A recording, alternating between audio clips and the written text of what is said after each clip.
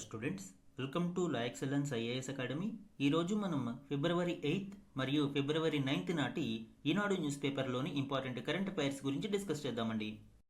Before that మనము previous క్లాస్లోని question of the day గురించి చూద్దాము. నవీకరించబడిన గుర్తింపు ఫ్రేమ్వర్క్ కింద డీప్ టెక్ స్టార్టప్ల కోసం సవరించిన ప్రమాణాల గురించి ఈ క్రింది ప్రకటనలను పరిగణించండి. సో రీసెంట్గా మనం చెప్పుకున్నాము స్టార్టప్స్కి సంబంధించి ఫ్రేమ్వర్క్ అప్డేషన్ అనేది జరిగింది అని. ఆ కంటెక్స్ట్లో ఈ క్వశ్చన్ని ఫ్రేమ్ చేశాను అండి. రెండు ఆప్షన్స్ని ఇక్కడ ఇవ్వడం జరిగింది. కరెక్ట్ ఆప్షన్స్ని ఐడెంటిఫై చేద్దాం. స్టేట్మెంట్ 1 చూడండి. డీప్ టెక్ స్టార్టప్లు స్థాపన తేదీ నుండి 20 సంవత్సరాల వరకు గుర్తింపు కాలానికి అర్హత కలిగి ఉంటాయి. ఓకే.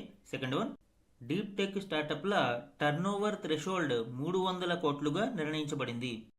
లాస్ట్ క్లాస్లో మనము ఈ అప్డేటెడ్ ఇండియన్ స్టార్టప్ రికగ్నిజేషన్ ఫ్రేమ్వర్క్కి సంబంధించి మేజర్ చేంజెస్, అలానే general startups, deep tech category స్టార్టప్స్కి సంబంధించిన డిఫరెన్స్ అండ్ న్యూ ఎలిజిబిలిటీ కోఆపరేటివ్స్కి సంబంధించిన డీటెయిల్స్ కూడా మనము కవర్ చేయడం జరిగింది. సో ఇక్కడ క్వశ్చన్ మనకి డీప్ టెక్ కేటగిరీకి సంబంధించి అంటే బ్రేక్ త్రూ టెక్నాలజీస్కి సంబంధించిన స్టార్టప్స్ విషయంలో ఏ విధమైన రికగ్నిజేషన్ ఫ్రేమ్వర్క్ ఉంది అనేది ఇక్కడ చూద్దాము. Annual turnover limit up to 300 crore higher threshold. So normal general స్టార్టప్స్తో కంపేర్ చేస్తే జనరల్ స్టార్టప్స్ 100 కోట్ల నుంచి ఇప్పుడు 200 కోట్లకి పెంచడం జరిగింది. సో ఇక్కడ 200 కోట్లు జనరల్ స్టార్టప్ అయితే డీప్ టెక్ స్టార్టప్స్కి ఇది 300 కోట్లుగా నిర్ణయించడం జరిగింది. ఇక రికగ్నిజేషన్ పీరియడ్ అనేది general startups up to 10 years, దీనిలో ఏ విధమైన చేంజెస్ లేవు. కానీ డీప్ టెక్ కేటగిరీకి సంబంధించి చూస్తే extended to 20 years long gestation support కోసం ఈ నిర్ణయం తీసుకున్నారు. సో 20 సంవత్సరాల వరకు ఈ రికగ్నిజేషన్ పీరియడ్ అనేది ఉంటుంది. తద్వారా more research and development and government support, policy support అనేవి ఉంటాయి. సో దీనిని బట్టి చూస్తే మనకి ఇచ్చిన రెండు స్టేట్మెంట్స్ కూడా కరెక్ట్ అవుతాయి. ఆన్సర్ ఏమవుతుంది అంటే అప్పుడు c, both 1 and 2 are correct statements ఇక్కడ. సో ఆల్రెడీ దీనికి సంబంధించిన డీటెయిల్స్ అన్ని మనము లాస్ట్ క్లాస్లోనే కవర్ చేసాము. ఎగ్జామ్ పాయింట్ ఆఫ్ వ్యూలో ఈ క్రైటీరియా కూడా చాలా ఇంపార్టెంట్ అండి. ఈరోజు మన ఫస్ట్ ఆర్టికల్ చూడండి. 2 లక్షల కోట్లకు ప్రభుత్వ రంగ బ్యాంకుల లాభం, ఆర్థిక సేవల కార్యదర్శి ఎం నాగరాజు. ఈ ఆర్టికల్ పిఎస్బిసి యొక్క 2 lakh crore profit mile stone అనేది ప్రొజెక్ట్ చేయడం జరిగింది 2025-26కి సంబంధించి. సో ఈ ప్రొజెక్షన్కి సంబంధించిన ఇంపార్టెంట్ డీటెయిల్స్ అండ్ ఈ గ్రోత్కి సహాయపడే కీ పెర్ఫార్మెన్స్ డ్రైవర్స్ మరియు స్ట్రాటజిక్ డెవలప్మెంట్స్కి సంబంధించిన ఇంపార్టెంట్ డీటెయిల్స్ చూద్దామండి. ప్రస్తుత ఆర్థిక సంవత్సరం అంటే 2025-26 ఫైనాన్షియల్ ఇయర్లో ప్రభుత్వ రంగ బ్యాంకుల యొక్క మొత్తం లాభం 2 లక్షల కోట్ల మైలురాయిని అధిగమిస్తుంది అని ఆర్థిక సేవల కార్యదర్శి ధీమా వ్యక్తం చేశారు. ఈ ఏడాది పిఎస్బిల రుణాలలో వృద్ధి 12% నమోదైనట్లు, డిపాజిట్లు కూడా 10% వృద్ధి చెందినట్లు వివరించారు. ఈ ఫైనాన్షియల్ ఇయర్ యొక్క ప్రథమార్థంలో పిఎస్బిల యొక్క లాభం 1 లక్ష కోట్లకు చేరుకుంది అని, పూర్తి ఆర్థిక సంవత్సరంలో 2 లక్షల కోట్లను అధిగమిస్తుంది అని స్పష్టం చేశారు. పిఎస్బిలలో విదేశీ ప్రత్యక్ష పెట్టుబడి పరిమితిని 20% నుంచి 49% పెంచే ప్రతిపాదన అంతర్ మంత్రిత్వ శాఖల పరిశీలనలో ఉంది అని ఆయన పేర్కొన్నారు. 2025 సెప్టెంబర్కు రికార్డు స్థాయిలో స్థూల నిరర్ధక ఆస్తులు 2.30%, నికర ఎన్పిఏ నాన్ పెర్ఫార్మింగ్ అసెట్లు 3% పరిమితమయ్యాయి. కేటాయింపుల కవరేజీ నిష్పత్తి పిసిఆర్ 94.63% మెరుగుపడింది. మూలధన లభ్యత నిష్పత్తి 15.96%గా నమోదైంది. సో ఎప్పుడైతే నిరర్ధక ఆస్తులు గ్రాస్ నాన్ పెర్ఫార్మింగ్ అసెట్స్ అనేవి తగ్గుముఖం పట్టాయో బ్యాంకుల యొక్క ప్రాఫిటబిలిటీ అనేది పెరుగుతుంది అండి. లాస్ అసెట్స్ తక్కువగా ఉంటాయి, ఆదాయ మార్గాలు ఎక్కువగా ఉంటాయి కాబట్టి. అలానే పీసీఆర్ రేషియో అనేది నాన్ పెర్ఫార్మింగ్ అసెట్స్ వలన కలిగే పొటెన్షియల్ లాసెస్ను కవర్ చేయడానికి కొంత అమౌంట్ను పక్కన పెట్టడం జరుగుతుంది. ఆ ప్రొవిజన్స్ ఫర్ ఎన్పిఎస్ మరియు గ్రాస్ నాన్ పెర్ఫార్మింగ్ అసెట్స్ యొక్క రేషియోనే మనము PCR ratio, provisioning coverage ratio అని పిలుస్తాము.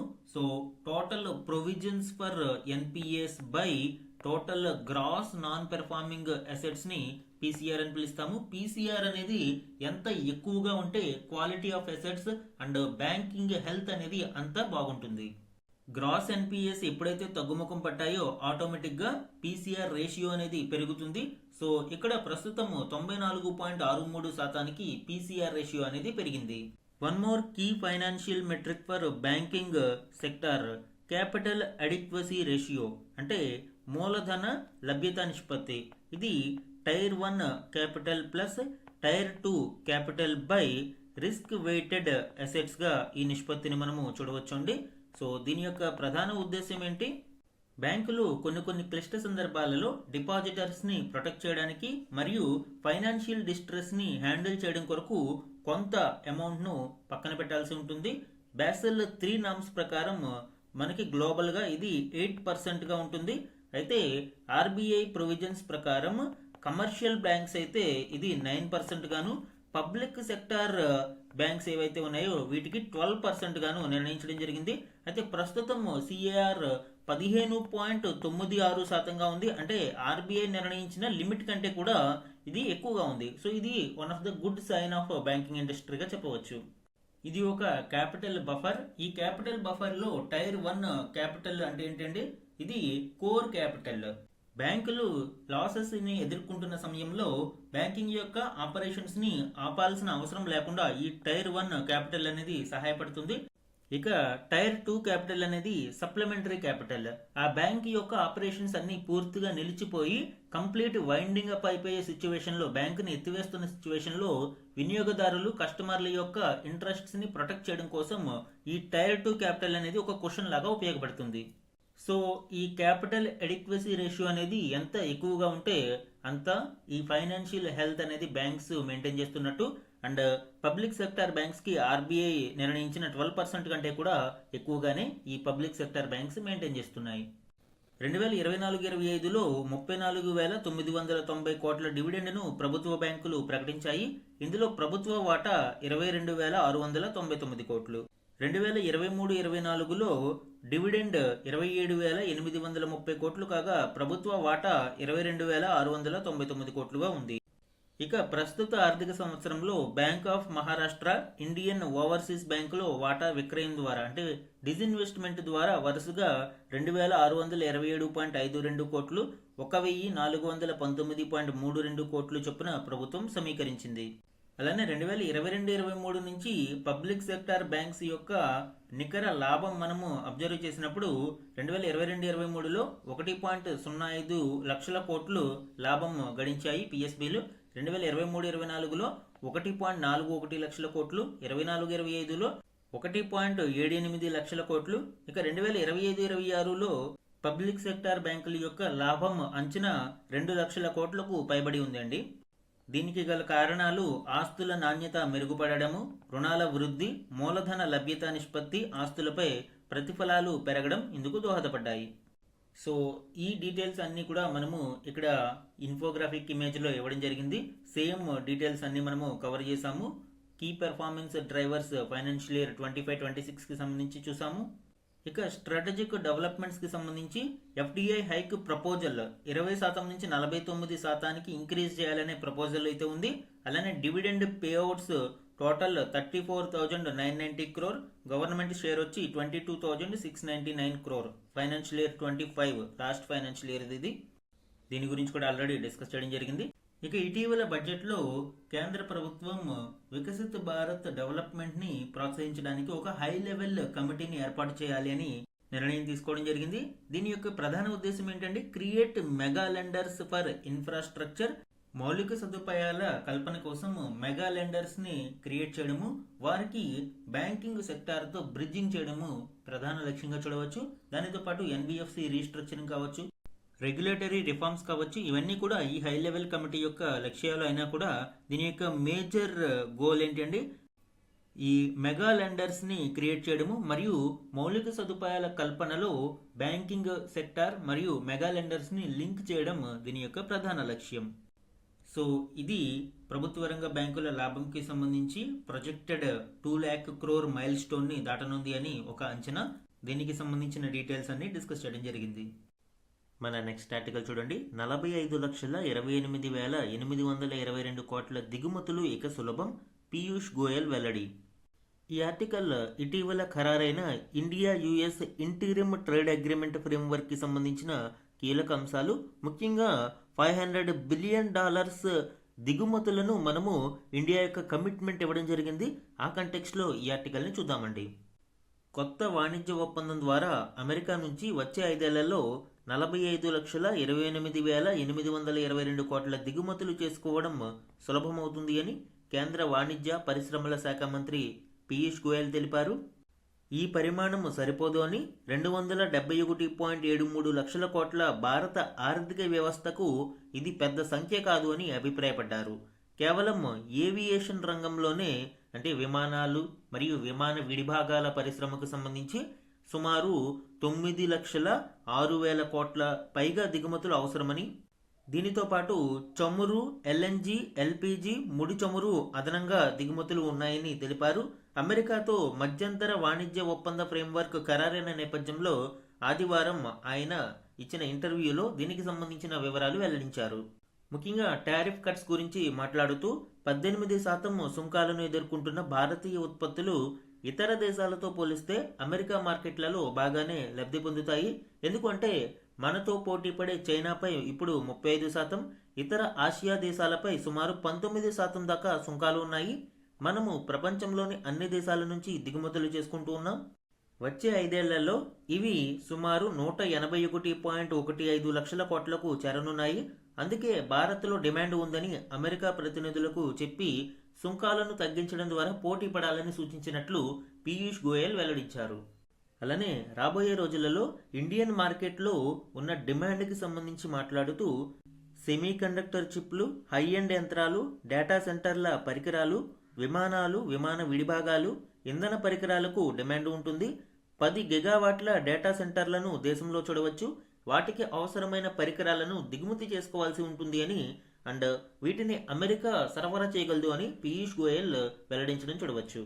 అలానే మనతో పోటీ పడే దేశాలతో పోలిస్తే మనపై ప్రతీకార సుంకాలు తక్కువగా ఉన్నాయని, అమెరికాతో వాణిజ్య ఒప్పందంతో మన రైతులకు, మత్స్యకారులకు ప్రయోజనం కలుగుతుంది అని గోయల్ తెలిపారు. ఇండియా యుఎస్ ఇంటరిమ్ ట్రేడ్ అగ్రిమెంట్కి సంబంధించిన కీలక డీటెయిల్స్ చూద్దామండి. దీన్ని ఫిబ్రవరి 6, 2026 అన్వీల్ చేయడం జరిగింది. దీని యొక్క గోల్ ఏంటి అంటే reduce trade friction and lower tariffs.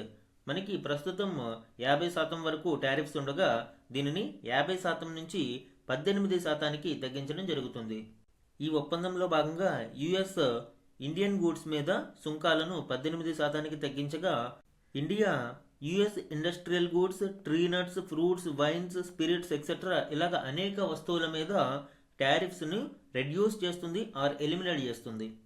అలానే పర్చేజ్ ఇంటెంట్, ఇది కూడా మనకి ఇంపార్టెంట్. ఇప్పుడు దీని గురించి ఆర్టికల్ డిస్కస్ చేయడం జరిగింది. ఇండియా యొక్క కమిట్మెంట్ ఏంటి అండి, $500 బిలియన్ ఇంపోర్ట్స్ అనేవి ఇండియా కమిట్మెంట్ ఇచ్చింది.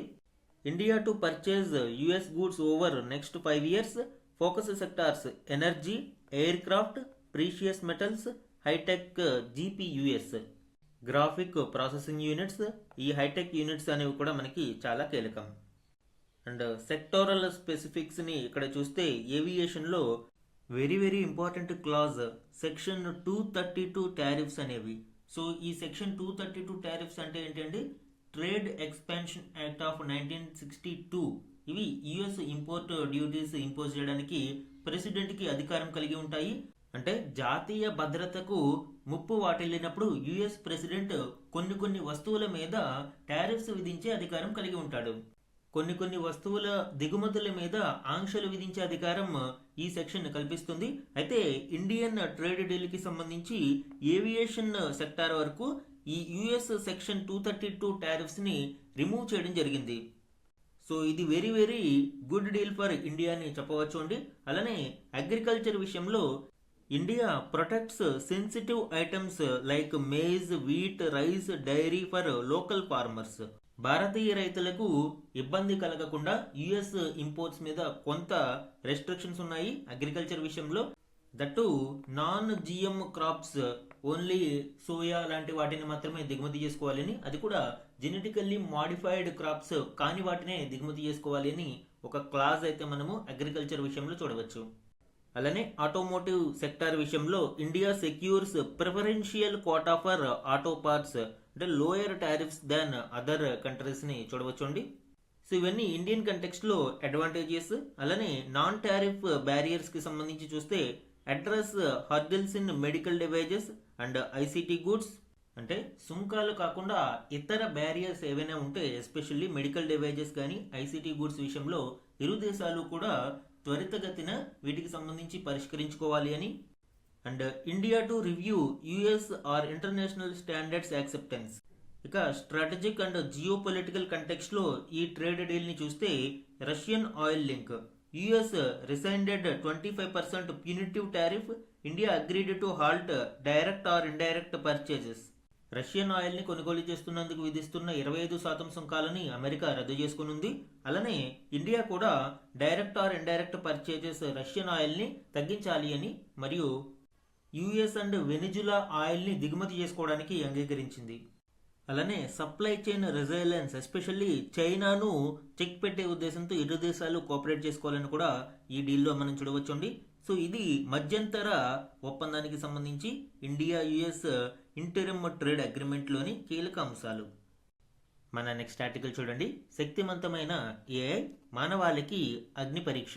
ఈ article evolution of artificial intelligence గురించి మరియు పవర్ఫుల్ ఆర్టిఫిషియల్ ఇంటెలిజెన్స్ వలన మానవ జాతి ఎదుర్కోబోయే సమస్యల గురించి వివరించడం జరిగింది. ముఖ్యంగా ఇటీవల మనము ఆంథ్రోపిక్ ఏఐ అనే ఒక పదం వింటూ ఉన్నాం.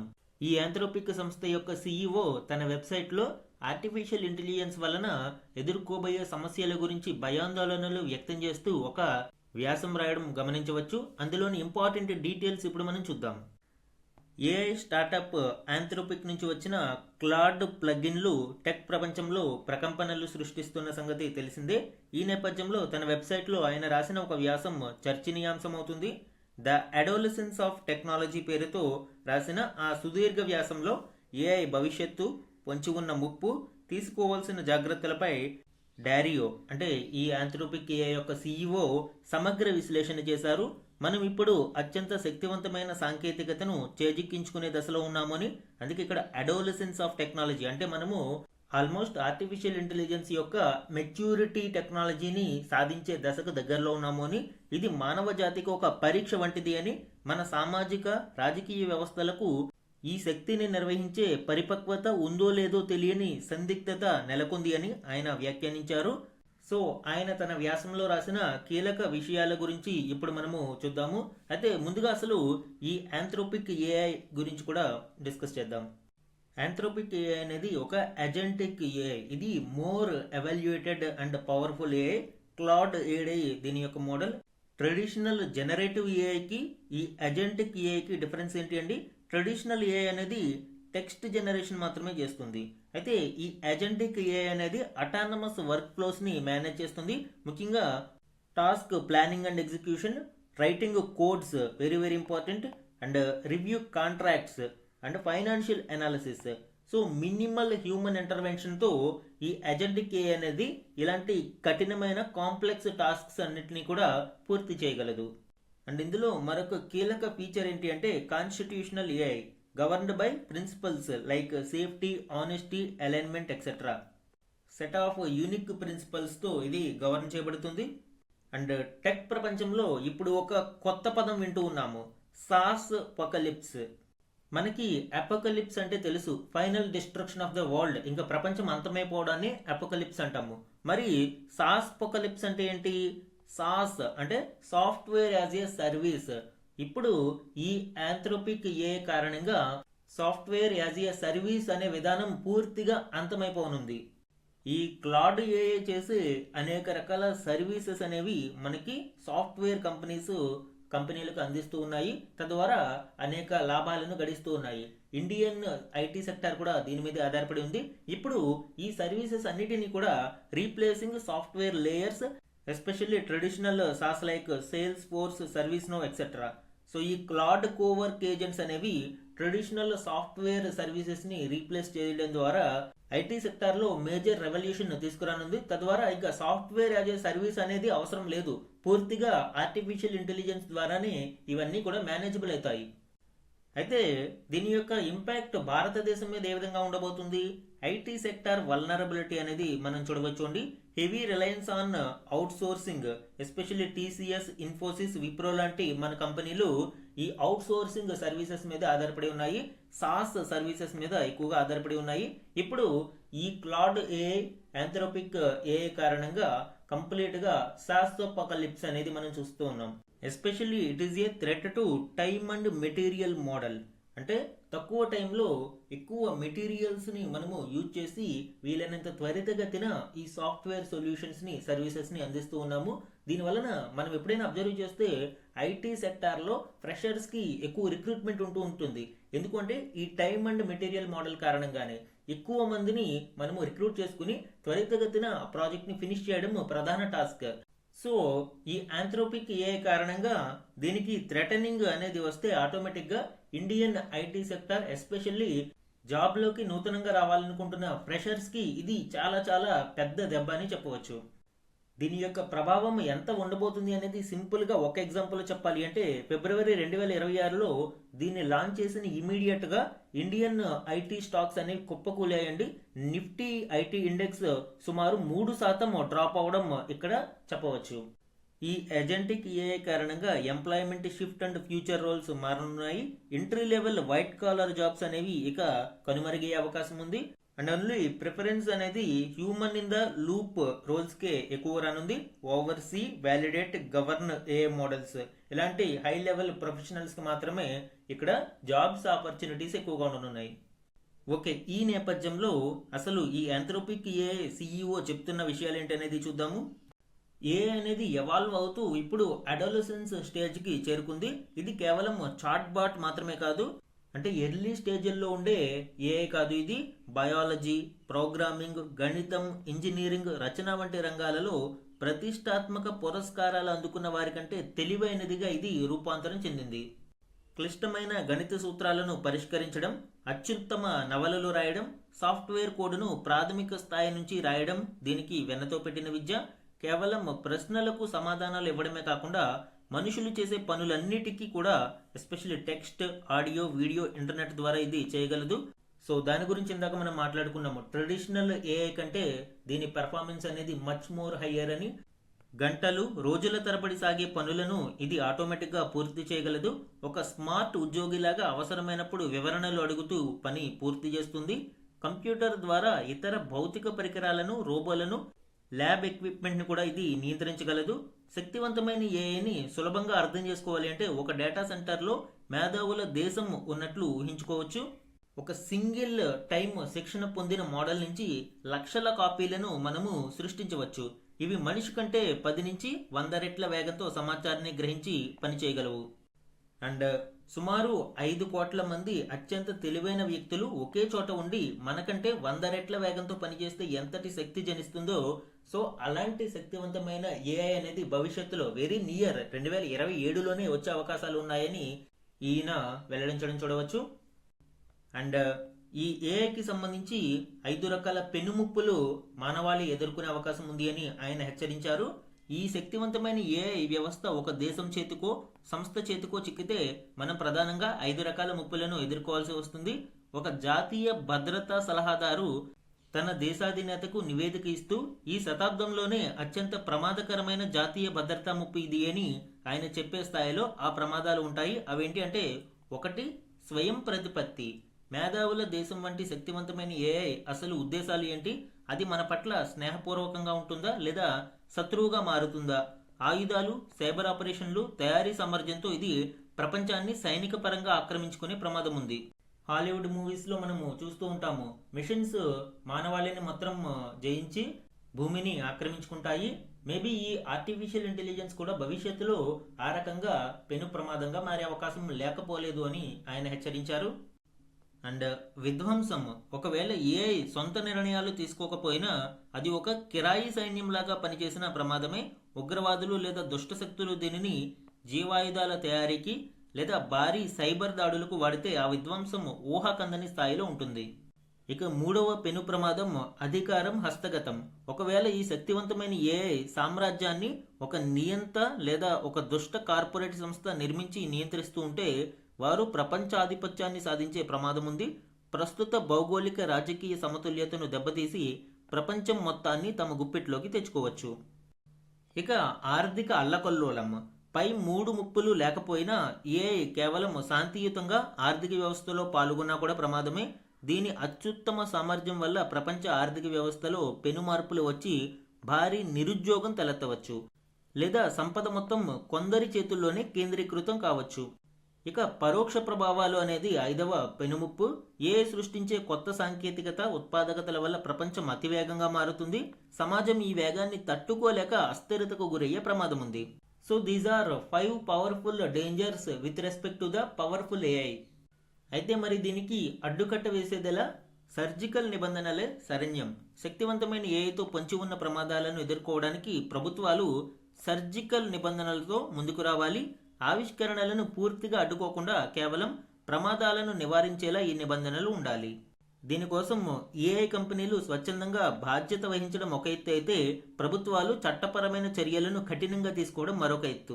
సో ఎలాంటి కఠినతరమైన క్లిష్ట నిబంధనలను పాటించి ఏఐని నియంత్రించగలుగుతామంటే, ఏఐ అనేది భవిష్యత్తులో ప్రమాదంగా మారకుండా నియంత్రించి మానవాళికి మరియు లోక కళ్యాణానికి ఉపయోగపడేలాగా దీనిని మనము కంట్రోల్ చేయగలుగుతామో లేదో చూడాలి. సో ఇది ఆర్టిఫిషియల్ ఇంటెలిజెన్స్కి సంబంధించిన ఎవల్యూషన్, మరియు ఈ ఎవల్యూషన్ కారణంగా ఏర్పడే శక్తివంతమైన ఏఐ అండ్ ఆ శక్తివంతమైన ఏఐ వలన మానవాళి ఎదుర్కోబోయే ప్రమాదాలకు సంబంధించి యాంథ్రోపిక్ ఏఐ సిఇఓ వివరించిన కీలక అంశాలు. ఎగ్జామ్ పాయింట్ ఆఫ్ వ్యూలో మెయిన్స్ ఆన్సర్ రేటింగ్లో, ఎస్పెషల్లీ ఎస్ఏ రేటింగ్లో ఇవి చాలా మనకి ఉపయోగపడతాయండి. మన నెక్స్ట్ ఆర్టికల్ చూడండి. శత్రు ఉపగ్రహాలపై నిఘా, భారత్ ముందడుగు. ఈ ఆర్టికల్ ఇండియన్ స్పేస్ సెక్టార్లో ప్రైవేటు సంస్థల యొక్క పాత్ర మరియు ఇటీవలి కాలంలో వాటి కీలక విజయాల గురించి వివరిస్తూ అజిస్టా ఇండస్ట్రీస్ ప్రైవేట్ లిమిటెడ్ ఇటీవల సాధించిన మైలురాయి గురించి వివరిస్తూ ఉంది. ఇందులోని ఇంపార్టెంట్ పాయింట్స్ ఇప్పుడు చూద్దాం. భారత అంతరిక్ష పరిశోధనలో ప్రైవేటు సంస్థల భాగస్వామ్యం ఇటీవల పెరుగుతున్న విషయం తెలిసిందే. ఈ క్రమంలో అజిస్టా ఇండస్ట్రీస్ ప్రైవేట్ లిమిటెడ్ కీలక మైలురాయి సాధించింది. తమ ఉపగ్రహం నుంచి కక్ష్యలోని వస్తువులను చిత్రీకరించే స్వదేశీ సాంకేతికతను విజయవంతంగా పరీక్షించింది. దీంతో ఉపగ్రహాలపై నిఘా ఉంచే సామర్థ్యాన్ని భారత ప్రైవేటు రంగం సొంతం చేసుకున్నట్లయింది. అంటే కక్షలోని వస్తువులను ఇప్పుడు భారత ప్రైవేటు సంస్థ ప్రయోగించిన ఒక ఉపగ్రహం చిత్రీకరిస్తుంది. తద్వారా మనము ఉపగ్రహాలపై నిఘా ఉంచడానికి అవసరమైన సామర్థ్యాన్ని సంపాదించుకోగలిగాము. ఇస్రో ఈ సామర్థ్యం ఎప్పుడో ప్రయోగించినా కూడా ప్రైవేటు రంగం ఈ తరహా సాంకేతికతను వినియోగించడం అండ్ ఈ తరహా సాంకేతికతను సాధించగలగడం స్వదేశీ పరిజ్ఞానంతో విశేషంగా చెప్పవచ్చు. 80 కిలోల భూ పరిశీలన ఉపగ్రహం ఈఎఫ్ఆర్ను ఫాల్కన్ 9 రాకెట్ ద్వారా అజిస్టా 2.5 ఏళ్ల క్రితం కక్షలో ప్రవేశపెట్టింది. ప్రస్తుతం విజయవంతంగా పనిచేస్తున్న ఈ శాటిలైట్ మరో 2.5 ఏళ్లు సేవలు అందించగలదు. పరిశోధనలో భాగంగా ఈఎఫ్ఆర్ సాయంతో అంతర్జాతీయ అంతరిక్ష కేంద్రాన్ని అజిస్టా విజయవంతంగా చిత్రీకరించింది. దీనికి సంబంధించిన 2 ప్రయోగాలను ఇటీవల అజిస్టా తొలి ప్రయోగాన్ని 300 కిలోమీటర్ల దూరం నుంచి, రెండో ప్రయోగాన్ని 245 కిలోమీటర్ల నుంచి చేసినట్లు వెల్లడించింది. ఈ 2 సందర్భాలలోనూ కూడా వేగంగా తిరుగుతున్న ఐఎస్ఎస్ను ఏఎఫ్ఆర్ సెన్సార్లు స్పష్టంగా చిత్రీకరించాయని, ట్రాకింగ్ ఆల్గోరిథంలు, ఎలక్ట్రో ఆప్టికల్ ఇమేజింగ్ 100% ఖచ్చితత్వాన్ని ప్రదర్శించాయని తెలిపింది. ఈ 2 సాంకేతికతలను దేశీయంగానే అభివృద్ధి చేశాము అని, కక్ష్యలోని వస్తువులను ట్రాక్ చేసేందుకు వీటిని ఉపయోగించవచ్చు అని అజిస్టా వెల్లడించింది. కమ్యూనికేషన్, నావిగేషన్, భూ పరిశీలన, వ్యూహాత్మక అవసరాల కోసం ప్రస్తుతం భారత్ దాదాపు 50 శాటిలైట్లను నిర్వహిస్తోంది. వీటికి రక్షణ కల్పించేందుకు కక్షలో ఇతర ఉపగ్రహాలు ఏం చేస్తున్నాయనే విషయం తెలుసుకోవడం ఎంతో అవసరమని నిపుణులు చెబుతున్నారు. ఈ నిఘా సామర్థ్యాలపై ఇస్రో ఇప్పటికే దృష్టి పెట్టగా, ఇప్పుడు అజిస్టా వంటి ప్రైవేటు రంగ సంస్థలు పరిశోధనలు మరింత దోహదం చేస్తాయని అంటున్నారు. సో ఇది సర్వేలెన్స్ శాటిలైట్స్కి సంబంధించి అజిస్టా ప్రైవేట్ లిమిటెడ్ ఇటీవల సక్సెస్ఫుల్గా ఐఎస్ఎస్ను చిత్రీకరించి ఆ సామర్థ్యాన్ని అందుకోవడం. తద్వారా మనకి భవిష్యత్తులో ఈ నిఘా శాటిలైట్స్ పరిశోధనలకు ఇస్రో మరియు ప్రైవేటు రంగ సంస్థలు మరింత ముందడుగు వేసే అవకాశం ఉంది. ఈనాడు న్యూస్ పేపర్లోని ఇంపార్టెంట్ 1 లైనర్ కరెంట్ అఫైర్స్ని చూద్దాము. ప్రస్తుత ఆర్థిక సంవత్సరానికి 6వది చివరిది అయిన ద్వైమాసిక పరపతి విధాన సమీక్షలో రిజర్వ్ బ్యాంక్ ఆఫ్ ఇండియా తన కీలక రేట్లను యథాతథంగా కొనసాగించింది. డిజిటల్ మోసాల బారిన పడిన వారికి పరిహారం ఆల్రెడీ చెప్పుకున్నాం, సుమారు 25,000 వరకు పరిహారం మ్యాక్సిమం అందిస్తారు అని. అలానే సూక్ష్మ, చిన్న, మధ్య తరహా కంపెనీలకు హామీ లేని రుణ మొత్తం పెంపు లాంటి కీలక ప్రకటనలు చేసింది. అంతర్జాతీయ అనిశ్చితులు పెరిగినా అమెరికాతో, ఐరోపాతో మన దేశానికి కుదిరిన వాణిజ్య ఒప్పందాల వలన ఆర్థిక వ్యవస్థలో సానుకూల వాతావరణం కనిపిస్తుంది అని ఆర్బీఐ గవర్నర్ పేర్కొన్నారు. నెక్స్ట్ వన్, పూర్తి స్వదేశీ పరిజ్ఞానంతో డ్రోన్ నిరోధక వ్యవస్థల తయారీకి సిగ్మా అడ్వాన్స్డ్ సిస్టమ్స్తో ఇంద్రజాల్ డ్రోన్ డిఫెన్స్ భారీ ఒప్పందం కుదుర్చుకుంది. దీని ప్రకారం ఇంద్రజాల్ రూపొందించే కౌంటర్ డ్రోన్ వ్యవస్థలకు కీలకమైన radar, sensor scanning, jamming, spoofing లాంటి ఎలక్ట్రానిక్ పరికరాలను సిగ్మా ప్రత్యేకంగా రూపొందించి సరఫరా చేయనుంది. భవిష్యత్తులో యుద్ధాలు ఎక్కువగా డ్రోన్ ఆధారితంగా, డ్రోన్ల దాడితో జరిగే అవకాశం ఉంది కాబట్టి డ్రోన్లను డిఫెన్స్ చేయడానికి కొంత స్వదేశీ పరిజ్ఞానాన్ని భారతదేశం రూపొందించుకుంటూ ఉంది. ఇందులో భాగంగానే పూర్తి స్వదేశీ పరిజ్ఞానంతో డ్రోన్ నిరోధక వ్యవస్థల తయారీకి ఇంద్రజాల్ ఒక భారీ ఒప్పందాన్ని కుదుర్చుకుంది. నెక్స్ట్ వన్, అంతర్జాతీయ స్థాయిలో 40 మంది నిపుణులతో కృత్రిమ మేధపై ఐక్యరాజ్య సమితి కొత్తగా ఏర్పాటు చేయనున్న స్వతంత్ర శాస్త్రీయ కమిటీకి ఐఐటి మద్రాస్ ప్రొఫెసర్ బలరామన్ రవీంద్రన్ ఎంపికయ్యారు. ఈ జాబితాలోని నిపుణులను ఐరాస సెక్రటరీ జనరల్ యాంటోనియో గుటెరెస్ స్వయంగా సిఫారసు చేశారు. 3 ఏళ్ల పాటు ఈ కమిటీ కొనసాగనుంది. సో యునైటెడ్ నేషన్స్ ఏఐ మీద ఒక కమిటీని ఏర్పాటు చేసింది. 40 మంది నిపుణులతో ఇది ఉంటుంది. ఇందులో భారతదేశానికి చెందిన ఐఐటి మద్రాస్ ప్రొఫెసర్ బలరామన్ రవీంద్రన్ ఎంపికవడం విశేషం. నెక్స్ట్ వన్, అణ్వస్త్రాలను మోసుకెళ్లగల అగ్ని-3 బ్యాలిస్టిక్ క్షిపణిని భారత్ 2026 ఫిబ్రవరి 6న విజయవంతంగా పరీక్షించింది. ఒడిశా తీరానికి చెరువులోని చాందీపూర్ నుంచి ఈ ప్రయోగం జరిగింది. ఉపరితలం నుంచి ఉపరితలం పైనున్న లక్ష్యాలను ఛేదించగల ఈ అస్త్రం పరిధి 3,000 కిలోమీటర్ల పైనేనని అధికారులు తెలిపారు. అధునాతన క్షిపణి అయిన అగ్ని-3 ఇప్పటికే భారత సైనిక దళాల అమ్ముల పొదిలో చేరింది. ఆల్రెడీ లాస్ట్ క్లాస్లో దీని గురించి డీటెయిల్గా డిస్కస్ చేయడం జరిగింది అండి. సో ఇవి ఈరోజు ఈనాడు న్యూస్ పేపర్లోని వన్ లైనర్ కరెంట్ అఫైర్స్. ఈరోజు మన క్వశ్చన్ ఆఫ్ ద డే గురించి చూడండి. ఆంథ్రోపిక్ ఏఐకి సంబంధించి ఈ క్రింది ప్రకటనలను పరిగణించండి. ఈ రోజు క్లాస్లో ఆంథ్రోపిక్ ఏఐ గురించి డిస్కస్ చేయడం జరిగింది. ఆ కంటెక్స్ట్లో 2 స్టేట్మెంట్స్ని ఇచ్చానండి. ఇందులోని కరెక్ట్ స్టేట్మెంట్స్ని ఐడెంటిఫై చేసి ఆన్సర్ని కమెంట్ సెక్షన్లో కమెంట్ చేయండి. ఇది ఈరోజు ఈనాడు న్యూస్ పేపర్లోని ఇంపార్టెంట్ కరెంట్ అఫైర్స్ మీద daily analysis. Thank you for watching.